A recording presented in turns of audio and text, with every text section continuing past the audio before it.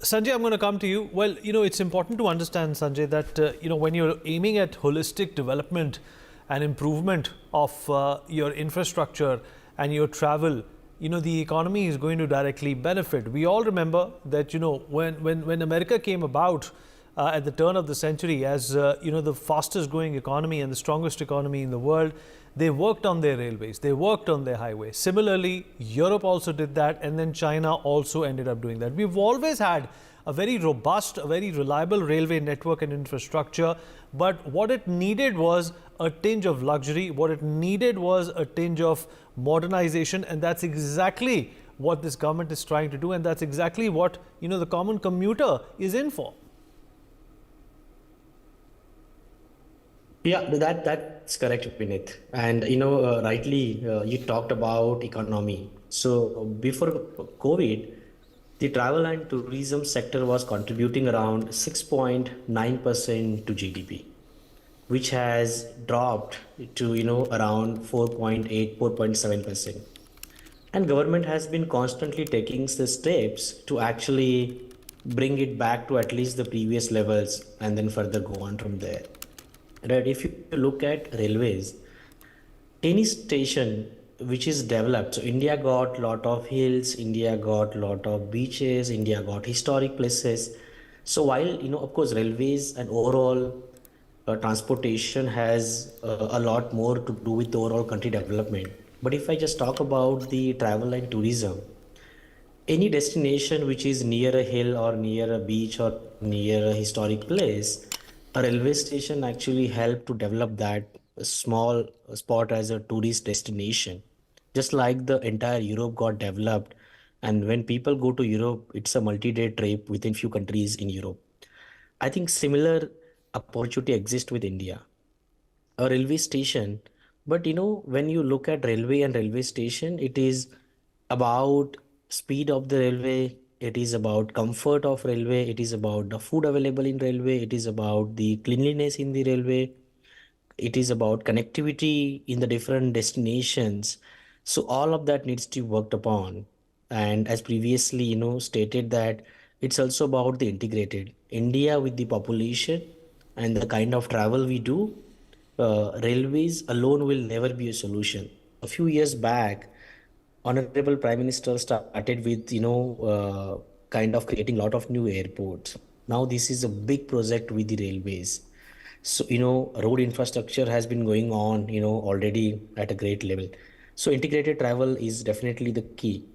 But I think these railway stations which are identified to be redeveloped, so that those are more comfortable, more clean.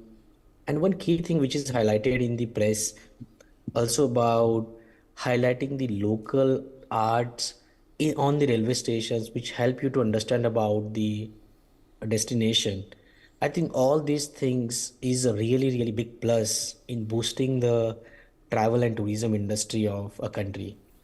And if you look at the history of any travel and tourism, even if Europe, the first you have to develop the domestic travel, which will be very well done with the support of railways, which will eventually allow people from international to travel. So there are a lot of people who travel to specific destinations in India right now. Let's say people come to Agra for Taj Mahal, but these railway stations, a modern infrastructure will help us to grow this to kind of have a multi-day itinerary within India with a comfort and luxury.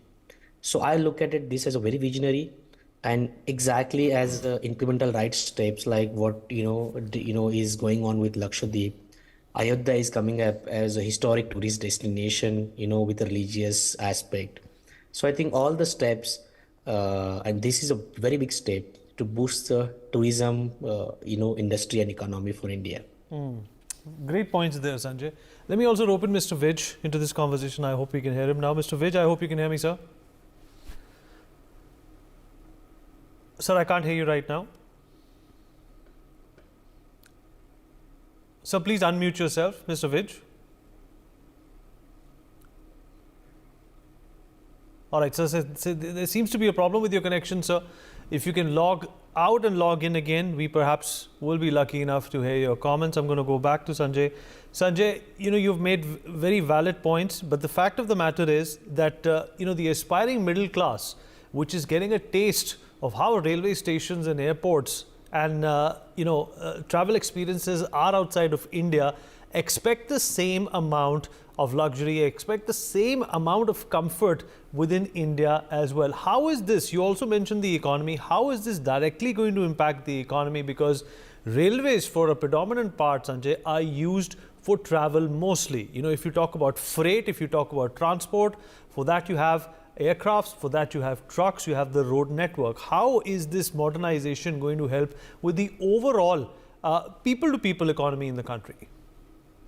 Yeah, absolutely. So as I said, and I was talking more from a tourism standpoint, but overall, when the connectivity happens to the new destination, as an example, if the even let's look at from a tourism also, if one destination which got a good connectivity from a railway standpoint, which got a good, railway station, and tourists start coming there, the local people get, different kind of job opportunities. Even in these 2000 projects, which are huge, around 40,000, 41,000 crore of investment, there will be a lot of people who will get the jobs. The new industries can be developed because if you look at a lot of manufacturing industries in India, they also dependent, largely on railways. And those, spots are also developed based on where the connectivity is available. So with overall this, the manufacturing projects can be done in a different part of the countries, and tourism industry will be developed in the different part of the countries, and every manufacturing spot or every tourism spot gives an opportunity of jobs in a different way. Let's look at Ayodhya as an example. With the Ram Mandir, if you look at the way Ayodhya is getting developed, this will be a source of economy and the money will be moved. Look at the number of five-star hotels are coming there. Each hotel will have jobs. So there would be lot of other the shops would be coming, malls would be coming up, different kind of parks would be coming up. So I think in all these things, the way this develop, let it be a historic place or let it be a hill station or a beach spot or a manufacturing spot, all of these kind of create the economy sect, I would say spot, and the people from the villages nearby that spot kind of can start moving there, and the economy is developed besides the besides the metros we have right now. And Sanjay, do you see this also a part of the plan of the Viksit Bharat that the Prime Minister has spoken of so very often? Yeah, absolutely. I think, if you look at any developed country, I think connectivity has been the key. And every country has solved it in a different way. So like US has solved it largely with the aircrafts, and whereas Europe has solved it significantly with the train transport. India, in a smaller space, the amount of people we really need an integrated solution where we have to develop the airports, we have to develop the train stations and connectivity, we have to develop the roads. So I think it's a much complex problem if you look at a future for India to solve it.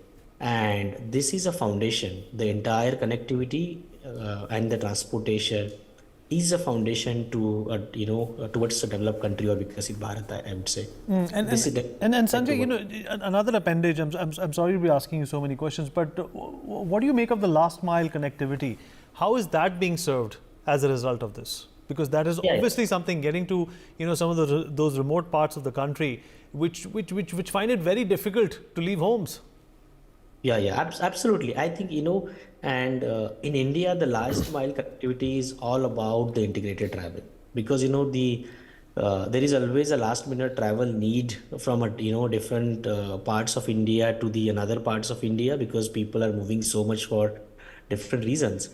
So I think airports can connect only few destinations, but trains and the roads as an integrated solution will give that last mile connectivity, I think. So it's very essential, the train, the frequency of trains, speed of train is another thing. If you look at, I think, except few trains, most of the trains are right now under 160 kilometer per hour. So there is a significant work required even on the train speed. And I think, the good part I liked about this entire project is there is a lot more focus on modernization. There is a clear understanding of trains needs to be modernized, stations needs to be modernized, instead of just going behind the, new train stations or new paths. The need of modernization is clear to government, which is really the great thing. Right. Sanjay, appreciate you joining us. In fact, you collectively spoke for all of us and you gave some stellar points. Appreciate you joining us. For more such videos, subscribe to the NewsX YouTube channel, hit the bell icon.